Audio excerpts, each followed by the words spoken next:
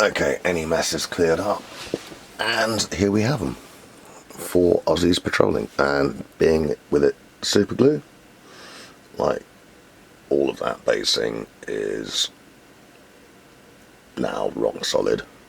I tend to go for the shorter modelling flocks, it looks kind of better. But yeah, no, a nice simple paint job. I mean, it's not clever, it's just greens. And yeah, but they're really pleasing sculpts. And they've got FALs, which is really cool. I suppose if I was to add bits and bobs, I could turn them into Malaya Brits. But no, they're really cool. And again, just rock solid basing. It's not complicated. I might give them a wash if I did the other ones, but I don't think I did. So that's them.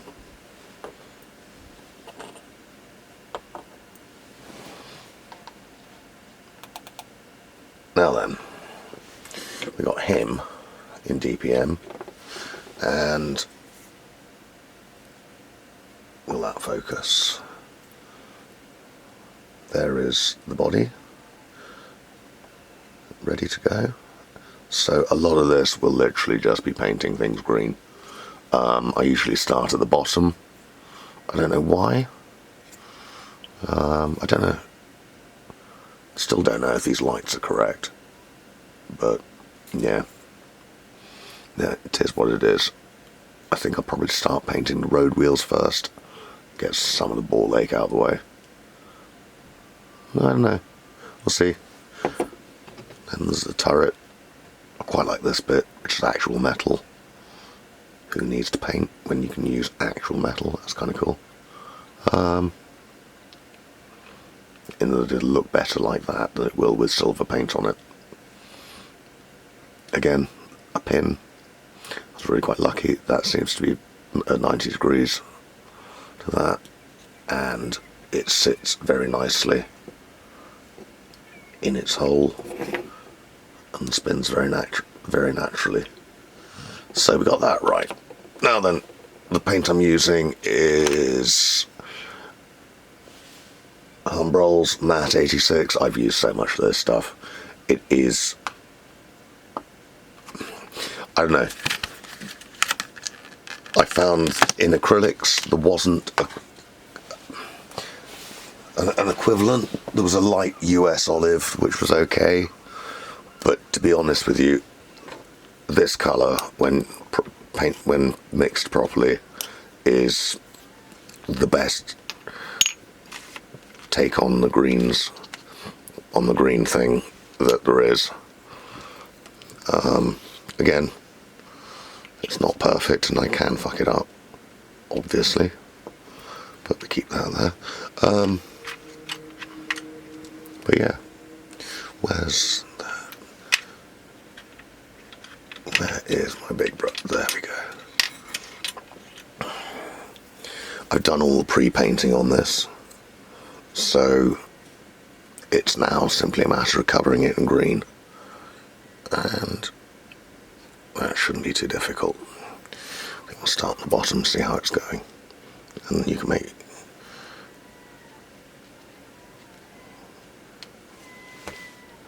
this. Thing is, if you get it right, this paint works like a charm, but if you get it wrong, it's an absolute sod and will go glossy if you use too much of its solvent with it. And it doesn't cover white as well. Mind you, I don't remember painting things white before I started. I don't remember painting anything with an undercoat. I mean, I did with acrylics, but that's mainly because I was painting metal miniatures. That's going on okay. But as you can see, it's not got the same depth of coverage as some of the acrylics, but it's a thinner, it should be a thinner paint, a thinner painted surface. eventually. And a lot of it's about brushwork and brush technique. Like, just...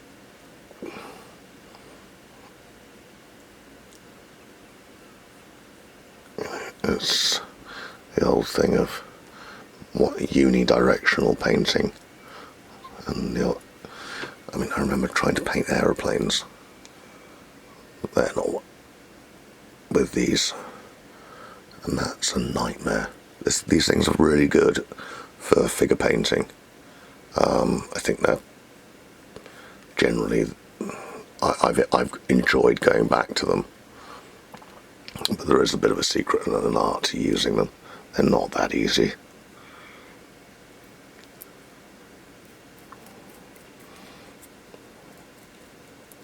But again, it's not impossible. It's a steep learning curve. I remember, this whole generation of people who make models who started with these paints. Like, really serious painters that we all look up to, or did look up to. I mean, I don't know if anyone's heard of Francois Verlinden these days, because, a weird Belgian model maker from the 70s doesn't make a lot of headlines, I suppose. But he was using these and was painting world-class miniatures. So it is possible. Like, and he wasn't using an airbrush. This is all brush painted miniatures that were going on back then, and people got amazingly good surfaces. Like, and using these paints much in the same way that people do now.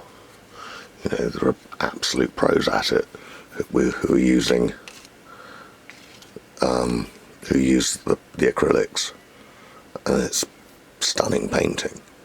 And it's much easier to paint with the acrylics, there's no doubt about it. That's why I went back to these Umbral, because it's harder to do.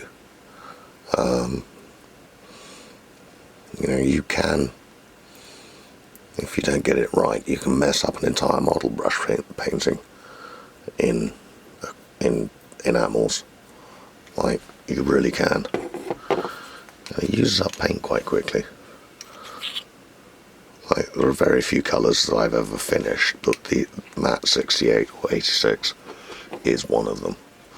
Like, I've used up tins of this on. It's the best equivalency for, I think, what Tamiya called NATO green, which is General Army green. Good old-fashioned green.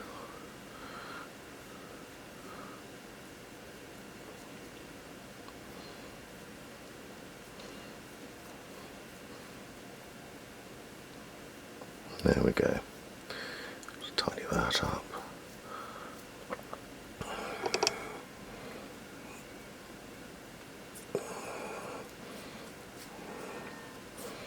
I mean, it's hardly going to be seen, which is good, because the connections for this undercarriage wasn't great. Did have to do a lot of